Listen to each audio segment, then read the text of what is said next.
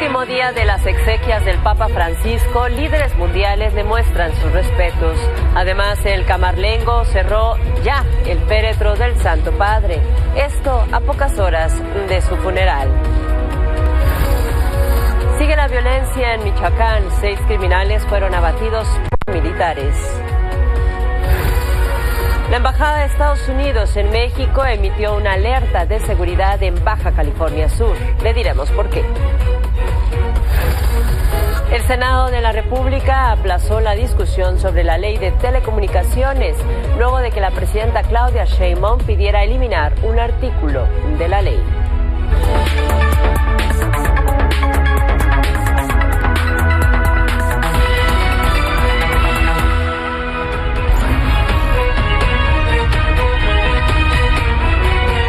Bienvenidos a Milenio Noticias, 19 horas. Soy Alma Paola Wong y le agradezco su compañía. Vámonos con la información.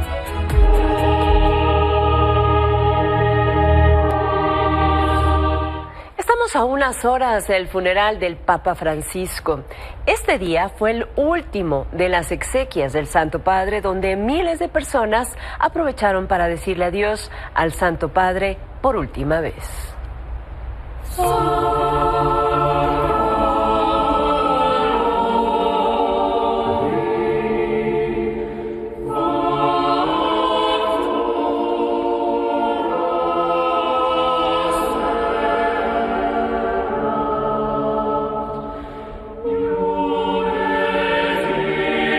La verdad que es una sensación muy fuerte. Yo creo que es el único papa que tuvimos que va a ser sudamericano, ¿no?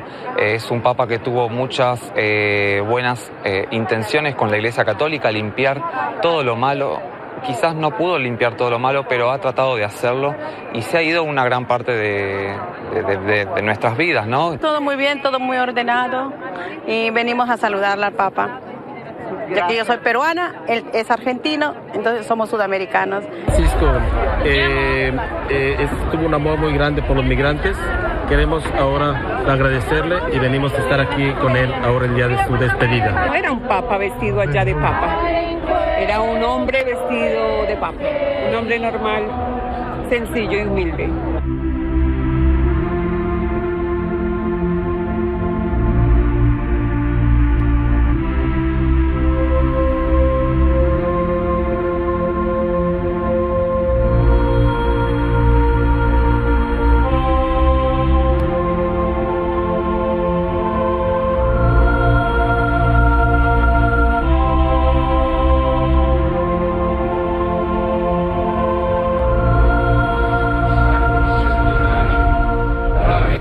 Emitte spiritum tuum et creavuntur. Per Christum Dominum nostrum. Amen. This is the Paul VI audience hall where we cardinals are meeting in these days until we go into conclave. We've nothing earth-shaking going on, just sort of some housekeeping details, but I'll keep you posted on it. Daremo servizio e omaggio e riconoscenza. Grazie. Buono, di fiducia e di speranza. Grazie. Ma quindi grazie. Prendete decisioni velocemente? Non ancora, non siamo ancora alla decisione, siamo alla discussione. Grazie. Decisioni sul conclave ancora? No, queste le fate voi sui giornali. In India fanno il toto futuro, ma lasciamolo perdere, quello arriverà. Grazie mille. Y este viernes también llegaron al Vaticano varios líderes mundiales que asistirán al funeral del Papa Francisco. En la lista se encuentra Emmanuel Macron, presidente de Francia, Luis Ignacio Lula da Silva, presidente de Brasil, el primer ministro de Hungría, Viktor Orbán. Además llegaron al Vaticano el presidente de Argentina, Javier Milei, y el presidente de Estados Unidos, Donald Trump. Quien también llegó a la Santa Sede es la secretaria de Gobernación, Rosa Isela Rodríguez. Ella estará acompañada por el embajador Alberto Barranco y Clara Luz Flores Rodríguez Velázquez, quien representó al pueblo mexicano en esta ceremonia solemne. Y tras al final de las despedidas públicas, el camarlengo cerró el ataúd del Papa Francisco.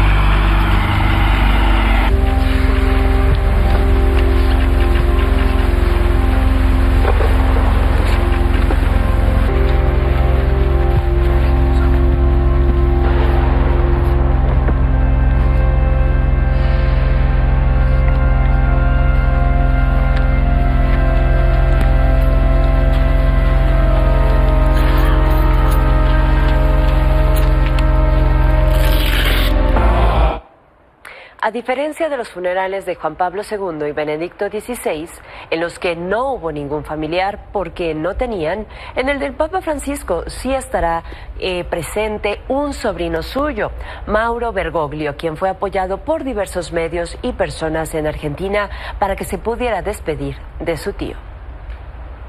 Un conjunto de cosas, mucha gente que colaboró por medio de las entrevistas que tuve, ¿sí? Además la empresa Corima Turismo también me ayudó con los pasajes, así que bueno, gracias a ellos y a A24 que también nos ayudó, estamos acá. Sí, se viven muchas sensaciones. Sí, él siempre fue muy humilde y él se brindaba a la gente.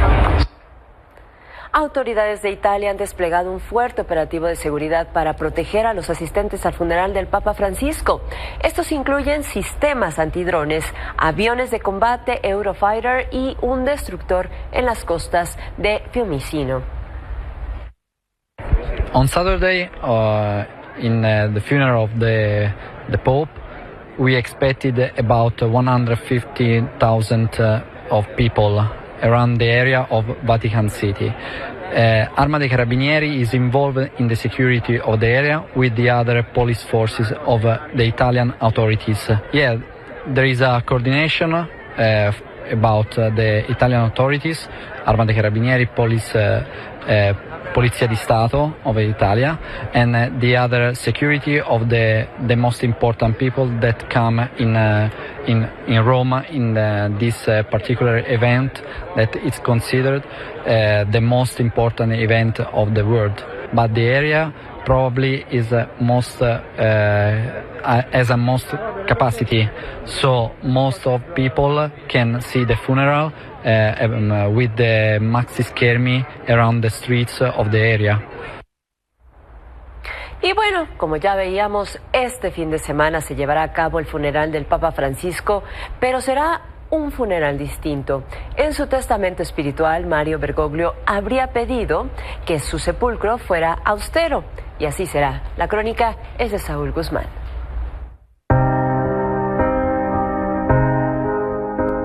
El funeral del Papa Francisco será diferente a los de sus predecesores, como Benedicto XVI y Juan Pablo II, ya que el propio Jorge Mario Bergoglio pidió en su testamento espiritual que su sepulcro fuera algo ordinario y su funeral austero.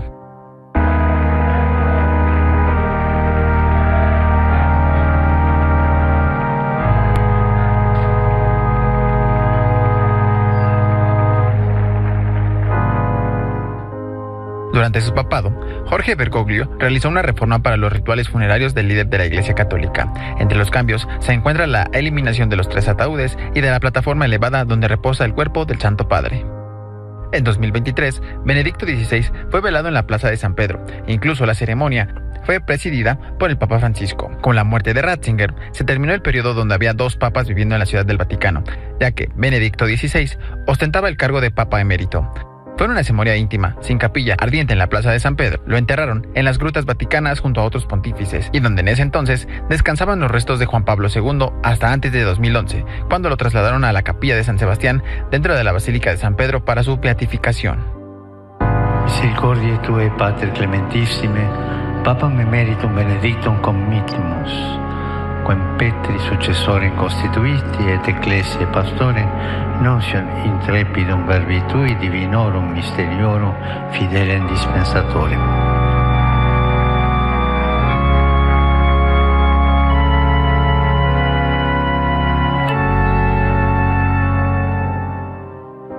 El funeral de Juan Pablo II, al igual que el de Francisco, se realizó en abril, pero del año del 2005. Se considera que es el más multitudinario del siglo XXI. La homilia fue presidida por el entonces cardenal Joseph Ratzinger, quien sin saberlo lo sucedería como papa. El pontífice fue sepultado en 3 ataúdes, uno de zinc, otro de ciprés y uno de madera, pues la tradición indicaba que era en señal de solemnidad, resistencia y honra. Lo enterraron con monedas acuñadas durante su pontificado, un pergamino biográfico sellado en plomo y su rostro fue cubierto con un velo blanco. En contraste, el Papa Francisco pidió desde hace 6 años ser enterrado en un solo ataúd de madera, simple, sin metales, sin velo y que tampoco se usara el báculo papal. Además, eligió una tumba lateral en la Basílica de Santa María, la mayor, y en su lápida solo estará inscrita la palabra Franciscus. También destaca la asistencia de personas a los ritos funerarios de los últimos líderes de la Iglesia Católica. Al funeral de Juan Pablo II asistieron 500,000 personas y se transmitió en 81 países, además de contar con la presencia de 59 jefes de Estado. Mientras que para el funeral de Benedicto XVI asistieron 200,000 personas y solo Italia y Alemania enviaron representación oficial. En esta ocasión, a petición del Papa Francisco, no habrá misa solemne con rito papal. Será sencilla con la asistencia de delegaciones oficiales a Roma. Para Milenio Noticias, Saúl Guzmán.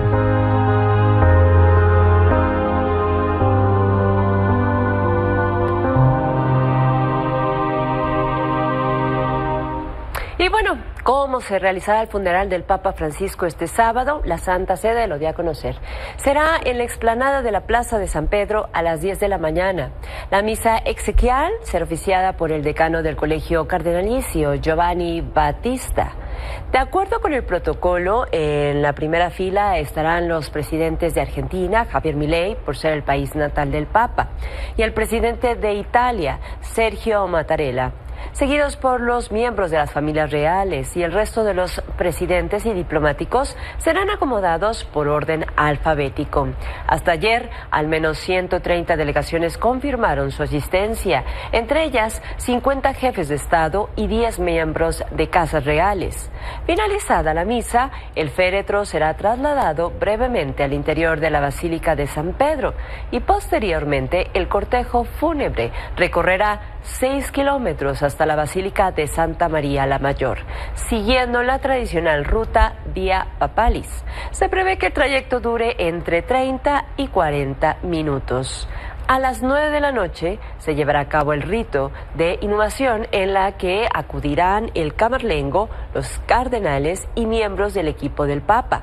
Será de manera privada y se espera que tenga una duración de 1 hora y media.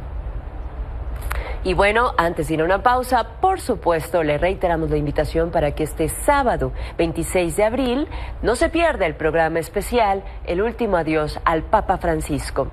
Acompáñanos a través de Milenio Televisión y Canal 6 a la 1:30 de la mañana, 1:30 de la madrugada, tiempo de México. Será conducido por Alejandro Domínguez y Carlos Zúñiga Pérez desde Roma, además de Samuel Cuervo, Débora Estrella y un despliegue de colaboradores. Y al mediodía no se pierde el resumen de la despedida al Papa Francisco. Este sábado 26 de abril, Milenio Televisión y Canal 6 presentan El Último Adiós al Papa Francisco. Que ser joven en México es la mayor riqueza. Programa especial en vivo desde la Basílica de San Pedro a la 1:30 de la mañana, tiempo de México. Alejandro Domínguez y Carlos Zúñiga desde Roma, Italia, quienes transmitirán todos los detalles de esta histórica ceremonia. Samuel Cuervo y Débora Estrella, reporteros, corresponsales, analistas. Una cobertura sin precedentes que no te puedes perder. Y a las 12 del mediodía, acompáñanos en el resumen de la despedida del Papa Francisco. Sábado 26 de abril, solo por Milenio Televisión y Canal 6.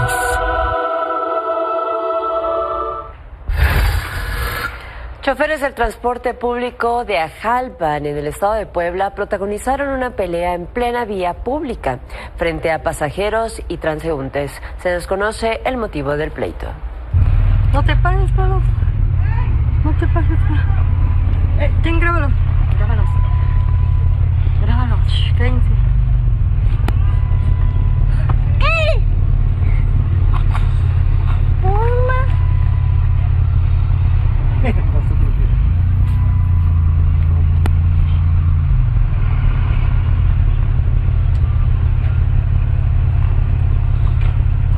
Mira. Quebró el espejo. Y mire, esta mañana cerca de 100 trabajadores de Uber realizaron un bloqueo en los principales accesos a Cuernavaca, Morelos, debido a que uno de sus compañeros, identificado como René Villarreal, desapareció tras prestar un servicio en el municipio de Jojutla. Gustavo Rodríguez, vocero de la agrupación, informó que la situación de inseguridad en Morelos es preocupante y la desaparición de su compañero René no ha sido el único caso, ya que anteriormente 2 trabajadores fueron asesinados y encajuelados. Pide que esperemos 48 horas para que emitan una ficha de búsqueda. Esto fue el día 18, la comisión de búsqueda inicia trabajos hoy, que estamos a 25 de abril. O sea, estábamos hablando de cuántos días. Es imposible que esto se trabaje de esta manera, ¿no? No es el primer compañero que desaparece, inclusive el día lunes apareció un compañero taxista, quien fue asesinado y apareció en Milpillas. Es un tema bastante complicado en cuanto a seguridad, herramientas que se tenían con gobiernos anteriores han desaparecido. Mientras tanto, en Chihuahua, Héctor del Castillo Díaz, chofer de la plataforma Didi, desapareció el pasado 22 de abril mientras viajaba en el municipio de Saucillo. Héctor fue visto por última vez en las gasolineras de la carretera a Delicias. En redes sociales se dio a conocer que el chofer aceptó un viaje de un pasajero apodado El Chihuas, pero al llegar a la gasolinera se perdió el rastro del vehículo. Y una pareja gay fue víctima de un intento de homicidio por parte de una familia en el municipio de Córdoba, Veracruz. La pareja sufrió múltiples agresiones físicas. Vamos con la información con mi compañera Isabel Zamudio. Muy buenas noches, Isabel. Tú tienes más información. Te escuchamos, Isabel. Así es, muy buenas noches, Alma Paola. Efectivamente, la pareja conformada por René Neri con Vidal Seferino, han sufrido durante un año acoso, homofobia, agresiones diversas. Pero el 21 de abril ya pues fue la gota que derramó el vaso, pues esta pareja fue agredida a palos y a machetazos, golpeada por esta familia. Son 4 integrantes de la familia, dos muchachitas junto con sus padres, quienes han estado pues demostrando la homofobia que sienten hacia esta pareja, todo porque Vidal quería mantener limpio un área común, porque ellos hacen actividades de altruistas, sobre todo con niños de escasos recursos, y querían tener un convivio que lo van a tener de todas formas mañana. Algunos vecinos se habían quejado de esa basura de materiales de construcción que tenían abandonados durante 8 años ahí en la unidad habitacional, la Ribera de Buenavista en Córdoba, y bueno, se pusieron de acuerdo para limpiar, pero la vecina, que supuestamente extraía de ahí material para venderlo, dijo que ella era la representante de la empresa constructora, la cual desmintieron, la propia constructora. Bueno, ella se negaba a todo esto, le agarró, por así llamarlo, idea a este par de jóvenes, esta pareja de la comunidad LGBT, y pues ya llegaron a esta agresión física, a los golpes, al cortarles en varias partes. A Vidal Seferino le dejó heridas en varias partes del cuerpo con este machete que tenían, además de que antes ya los habían amenazado con un arma. La familia ya tenía antecedentes de que habían agredido a balazos a otro vecino desde hace algún tiempo con un arma que porta el papá, ya que es trabajador de seguridad de una empresa de ahí de la zona industrial de Córdoba. Lamentablemente este caso de homofobia pues tuvo que hacerse público porque pues ya llegó a este intento de homicidio. Ya ellos presentaron, la pareja ya presentó la denuncia ante la Fiscalía General del Estado con la carpeta de investigación 257/2025 por este intento de homicidio por parte de los integrantes de esta familia. Esperan que la Fiscalía actúe porque, bueno, algunos le recomiendan que se cambien de casa, pero dicen no tenemos por qué irnos de nuestro hogar, claro, porque tenemos que convivir todos, respetarnos. Lamentablemente a esa familia parece que no le gusta la idea. Totalmente, Isabel, y es importante compartir estos casos para llamar la atención a las autoridades y para poner sobre la mesa que existen este tipo de agresiones a la comunidad de la diversidad sexual. Es decir, ahí está, y después, si las autoridades no hacen caso, después estamos lamentando las tragedias. Espero que no sea el caso y que haya atención en este caso. Muchísimas gracias, Isabel, y muy buenas noches. Buenas noches. Con el ataúd y los restos de Gloria Cintia, víctima de feminicidio, familiares y amigos se manifestaron frente a la Procuraduría General de Justicia de Hidalgo para demandar justicia por el crimen del que Gloria fue víctima hace 8 años. Guadalupe Trejo tiene la información. Muy buenas noches, Guadalupe, te escuchamos. Alma, ¿qué tal? Muy buena noche para ti y todo el auditorio de Milenio Televisión. Efectivamente, ya son poco más de 8 años de este lamentable feminicidio que ocurrió justamente aquí en el estado de Hidalgo. Para darte un poquito de contextos, el caso de Gloria Cintia inicialmente fue reportada como desaparecida en agosto de 2016 en Jicotepec de Juárez, Puebla.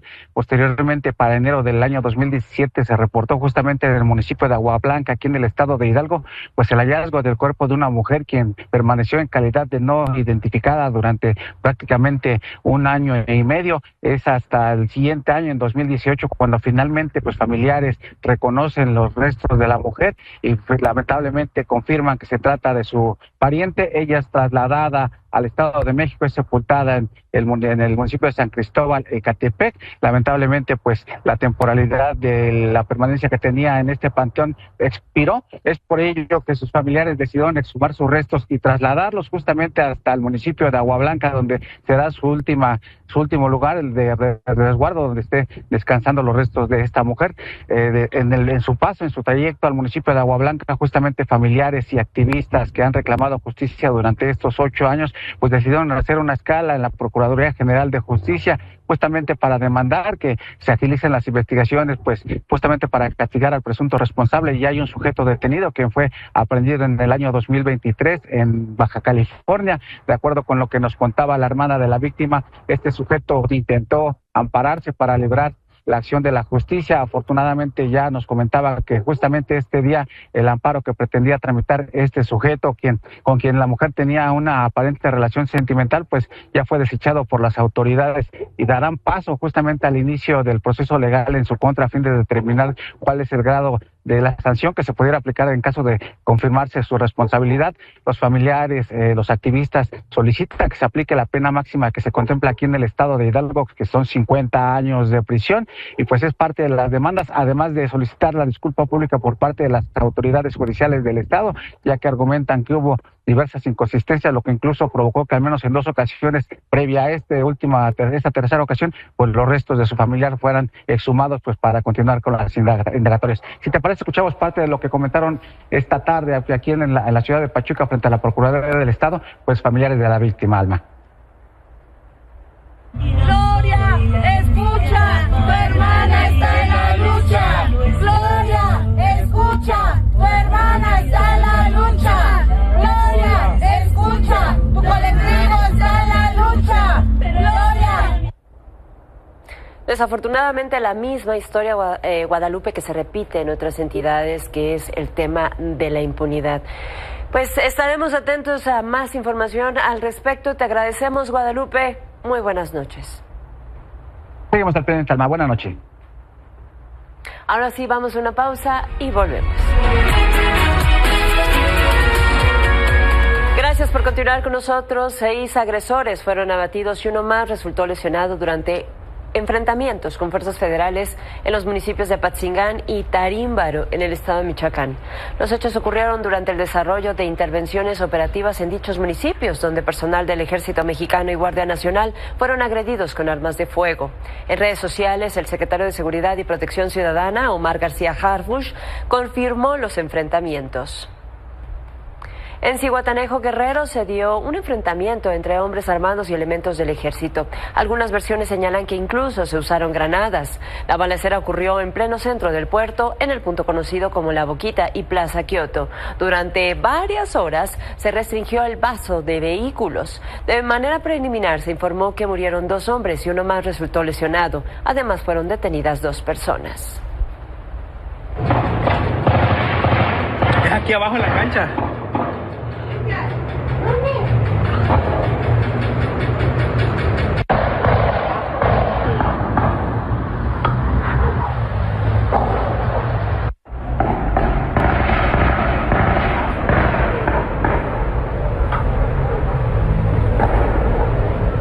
Y esta tarde la Embajada de Estados Unidos en México emitió una alerta de seguridad urgente. Los informes reportaron un tiroteo que se extendió por varios municipios como Los Cabos, San Lucas y La Paz, así como la quema de 3 autobuses. Diego Soto, nuestro compañero corresponsal, tiene más información. Buenas noches, Diego, te escuchamos.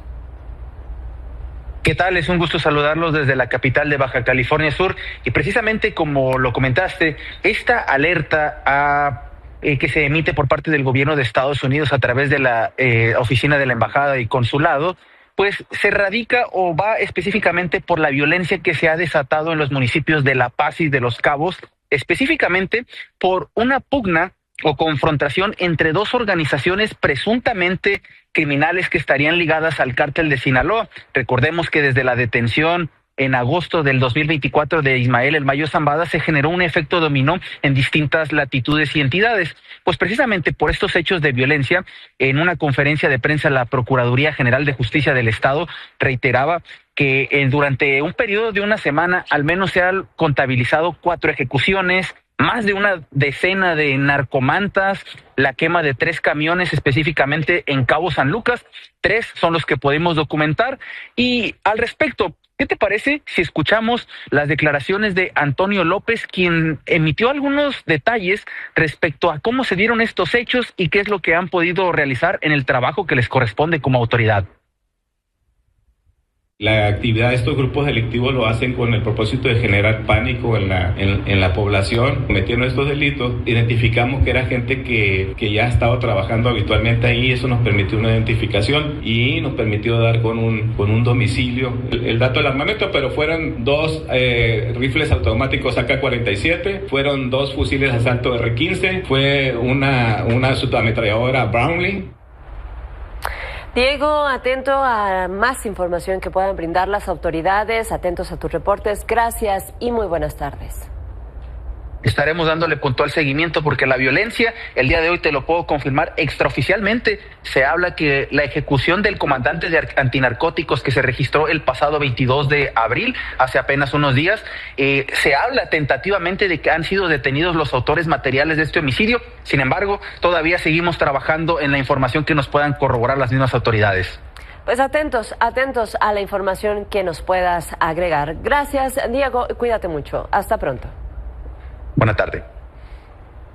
La presidenta Claudia Sheinbaum pidió que se investigue a fondo el caso del asesinato de la madre buscadora María del Carmen Morales del colectivo Guerreros Buscadores de Jalisco, quien perdió la vida junto a su hijo Jaime Daniel Ramírez Morales luego de un ataque en el municipio de Tlajomulco de Zúñiga.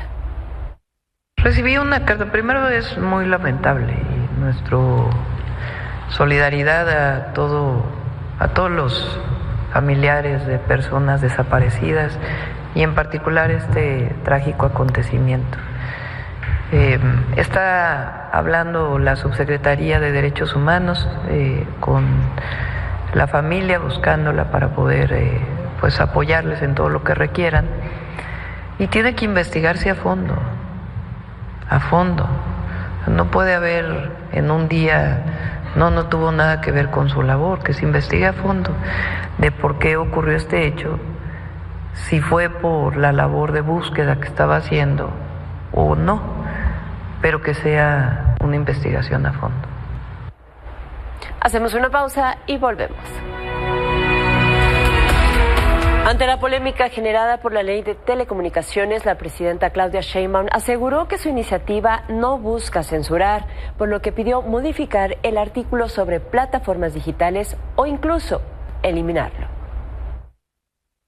De todas maneras, ese artículo tiene que aclararse para que no demos ningún argumento a la oposición ni a nadie de que lo que queremos es censurar a una plataforma digital como Facebook, YouTube, etcétera, etcétera. Siempre hemos estado en contra de la censura. Entonces, ese artículo en particular, pues tiene que modificarse para quedar claro o eliminarse, pero si hay alguna duda de que vamos a censurar, que se elimine, no hay ningún problema, o que se modifique la redacción, se lo dejamos ahí a los senadores. Las declaraciones de la presidenta Claudia Sheinbaum generaron eco en el Senado de la República. José Antonio Álvarez Lima, presidente de la Comisión de Radio y Televisión del Senado y miembro de Morena, expresó su respaldo a la solicitud de la presidenta Claudia Sheinbaum para abrir el debate en torno a la nueva ley en materia de telecomunicaciones y radiodifusión. El legislador adelantó que el próximo lunes el grupo parlamentario de Morena sostendrá una reunión para discutir la sugerencia presidencial. Y bueno, las declaraciones, ya le decía, de la presidenta Claudia Sheinbaum también generaron eco dentro de los líderes parlamentarios morenistas. Por ejemplo, Ricardo Monreal y Gerardo Fernández Noroña. Primero, la declaración que hoy emitió en la mañanera del pueblo la presidenta Claudia Sheinbaum es sensata, es correcta. Revisarlo me parece lo más lógico. El que no haya precipitación, como ella dijo, me parece correcto. Y ojalá y en el Senado lo puedan hacer, están en etapa de hacerlo. Si bien es probable que esa situación se dé, aún no hay una decisión de no aprobar esta ley. Ya veremos en la valoración con la compañera presidenta Claudia Sheinbaum Pardo si abrimos un proceso de discusión adicional o se aprueba en este periodo o se manda al periodo extraordinario. Y tras las recientes denuncias en redes sociales sobre ataques con jeringas en el metro de la Ciudad de México, las autoridades han comenzado a tomar medidas y emitir recomendaciones para proteger a la ciudadanía. El caso más reciente ocurrió la tarde del jueves, cuando una mujer reportó haber sentido un piquete en el brazo mientras viajaba en el metro. Incluso, al parecer, este día también se reportó un caso. Ante esto, las medidas que se recomiendan es no distraerse mientras se utiliza el transporte público, sentir un piquete, roce inusual o zumbido en el cuerpo, bajar del vagón lo antes posible, estar atento a síntomas como mareos, náuseas o somnolencia, ya que podrían ser señales de alerta, acudir inmediatamente con personal de seguridad y solicitar apoyo médico. Y bueno, en otros temas, la Comisión Ambiental de la Megalópolis informó que se activó la fase 1 de contingencia ambiental por ozono. Como parte de esta fase, se aplicó el programa Hoy No Circula para el sábado 26 de abril. ¿Cuáles son los vehículos que no podrán circular? Bueno, se trata de aquellos con holograma 1, cuyo último dígito numérico sea 2468 o 0. Vehículos con holograma 0 y 00, engomado azul y terminación de placa 9 y 0. Para saber más sobre lo que está pasando con estas reiteradas contingencias ambientales, nos enlazamos con la doctora Elizabeth Vega. Ella es del Instituto de Ciencias de la Atmósfera y Cambio Climático. Muy buenas noches, doctora Elizabeth, le escuchamos. Buenas noches, Alma Paola. Doctora, yo quiero preguntarle, estamos ya prácticamente, sabemos que al inicio del año se hace un pronóstico sobre el número de contingencias que se podrían registrar, pero bueno, pues a estas alturas ya van varias contingencias. Apenas ayer se reportaba, reportábamos contingencia que se levantó por la tarde, no obstante hoy otra vez se volvió a decretar. Yo le quiero preguntar, doctora, exactamente qué es lo que está pasando en la Ciudad de México y lo más importante, este programa para contingencias ambientales, atmosféricas, ¿sigue estando acorde con las necesidades de esta ciudad?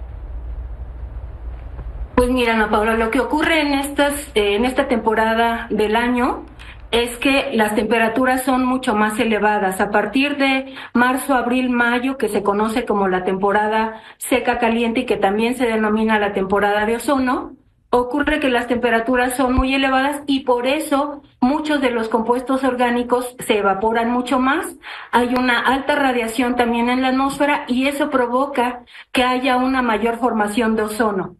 Esto aunado a que, como todo el tiempo tenemos los precursores de este ozono, que son los óxidos de nitrógeno, que los emiten básicamente los vehículos, y también los otros precursores del ozono son los compuestos orgánicos volátiles, que provienen de muchísimas fuentes, provienen también de emisiones vehiculares, de emisiones de la industria, incluso en lo que nosotros hacemos en casa como cocción de alimentos, el mismo uso del gas LP que utilizamos para la cocción o para calentar el agua para bañarnos.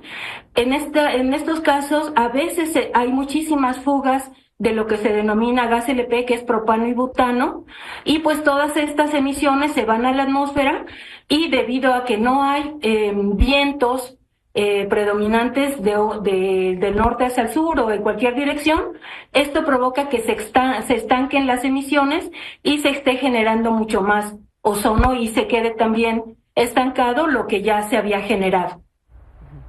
Entonces, doctora, la única opción que vemos hasta ahorita en la Ciudad de México, en el área metropolitana, es seguir decretando estas contingencias, es decir, no hay otras acciones que se puedan realizar de fondo para pues cuidar lo que quienes vivimos en la Ciudad de México, en la zona metropolitana, respiramos, doctora.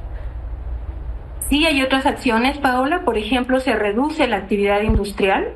O sea, sí se pide, por ejemplo, que se haga un máximo del 80% del total de lo que ellos trabajan comúnmente. Se pide también que algunas gasolinerías cierren. Se piden que el transporte, en el caso, por ejemplo, de distribución de gas LP, disminuyan también sus actividades. Y a nosotros, como la población en general, pues nos piden, por ejemplo, que no vayamos a cargar gasolina en el horario donde hay mucho más radiación solar o mucho más sol. Por ejemplo, que evitemos ir desde las 10 de la mañana hasta las 5 de la tarde. En horario mucho más temprano, a las 10 de la mañana y posterior a las 5, podemos ir a cargar gasolina, porque cuando cargamos gasolina también esas emisiones se evaporan y estamos contribuyendo.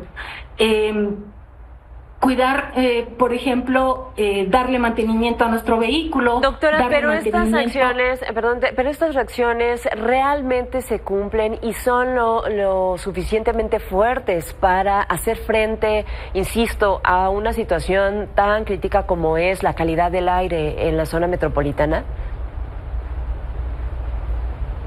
Pues pudiera ser que se requieran otras acciones, pero al menos con lo que tenemos ahora hemos logrado más o menos mantener la calidad del aire y que haya una mejora. Porque te digo, en una zona urbana la verdad que las emisiones que más predominan son las vehiculares. Entonces imagínate si no se hiciera esta distribución de que algunos vehículos no circulen en ciertos días, ciertos horarios. Y sobre todo también que se siga con la verificación del mismo, porque la verdad es que la gente, si no tenemos esa obligación, digamos, de hacer las verificaciones, pues muchos dejarían de darle mantenimiento a sus autos y eso empeoraría la calidad del aire. Entonces, definitivamente sí, se requieren tener otras acciones y se están realizando proyectos en donde se están identificando o se van a identificar cuáles son esas principales fuentes de contaminación. Pero recordemos también, Paola, que muchas de las emisiones son porque nosotros también demandamos muchos servicios. O sea, está la refinería, están las termoeléctricas y demás, porque nosotros requerimos de luz, requerimos de gasolina, requerimos de muchos servicios. Entonces, definitivamente, todos tenemos que poner un granito de arena para que nuestra calidad del aire no sea tan mala y podamos, pues, seguir viviendo en esta ciudad. De acuerdo, muy bien, pues ahí están las recomendaciones y como bien apunta la doctora, son varias las medidas que se tienen que tomar. Le agradezco muchísimo, doctora Elizabeth Vega, del Instituto de Ciencias de la Atmósfera y Cambio Climático de la UNAM, su participación. Gracias, doctora, y muy buenas noches. Gracias a ustedes, buenas noches. Y bueno, mientras conversábamos, la CAME informó, la Comisión Ambiental de la Megalópolis informó que se suspende la contingencia ambiental atmosférica por ozono en la zona metropolitana y con ello sus medidas. De esta manera, bueno, pues yo le informaba hace apenas unos minutos antes de esta conversación que mañana no circularían ciertos vehículos. No obstante, pues mañana 26 de abril sí lo podrán de hacer hacer debido a que la CAME suspendió la contingencia vital y sus medidas tras la disminución de los contaminantes. Y bueno, vamos a la última pausa. Al regresar nos acompaña Minalia Ataide e Ivette Salgado.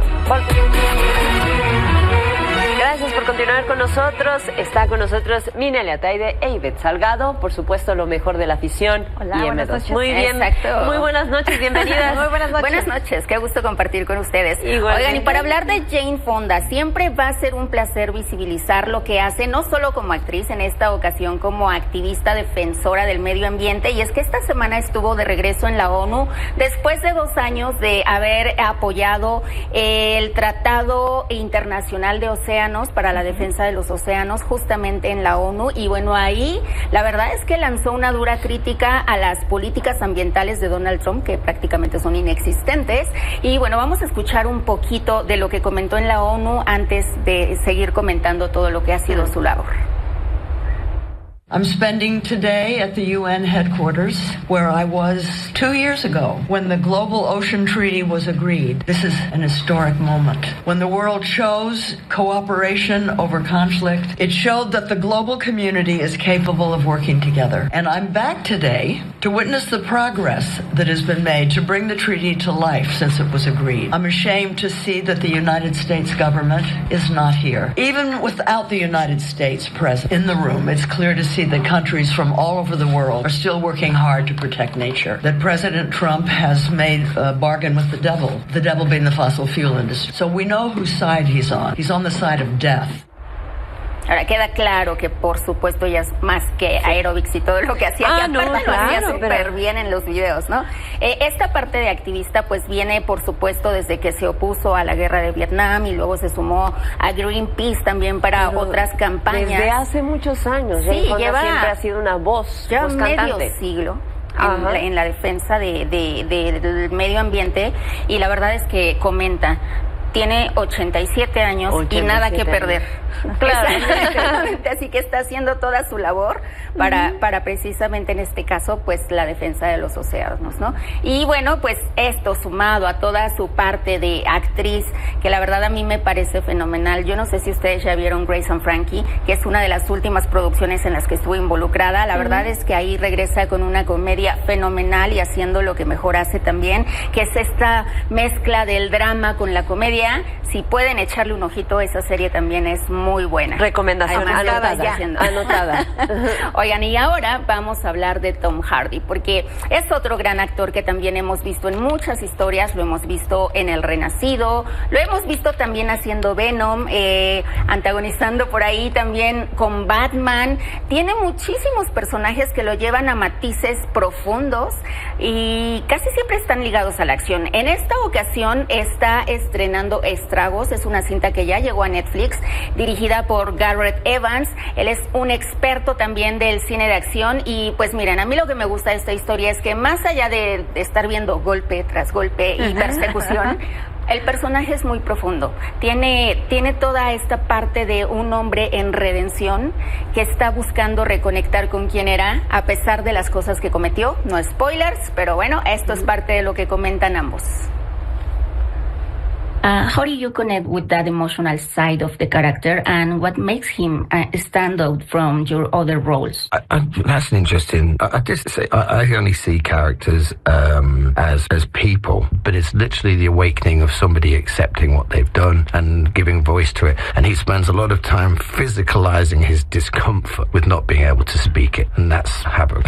That's pretty much Walker in Havoc until he says, "Yeah, I'm done." It was always about trying to tell story and character through action, and always making sure that it was pushing the narrative arc forward and not purely being action for action's sake, and which is essentially about like the relationship between fathers and sons, mothers and their children, and things like that, but through 3 different kind of groups of people at the heart of the film. Then so that's where the personal side came from. And Pues tienes doble tarea, Alma. Porque no, pues ya vi aquí a las fans de Tom Hardy.